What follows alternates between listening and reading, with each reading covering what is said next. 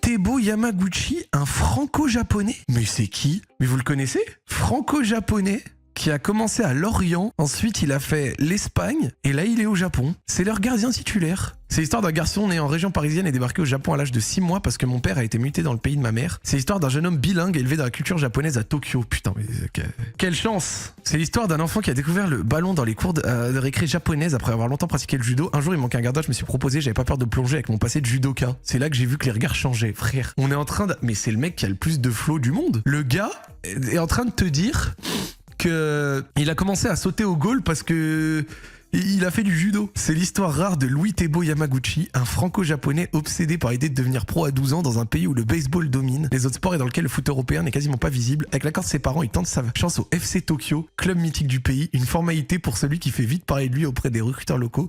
Normalement, il y avait 3 tours de test, mais j'ai été pris dès le premier. Mais faut tellement qu'il vienne dans un camp roue libre, t'es fou quoi!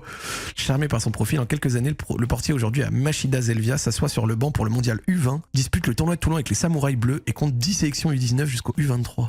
À part Bafé Gomis, je n'ai jamais vu un Français dans le championnat japonais. Pourtant, le foot se développe ici.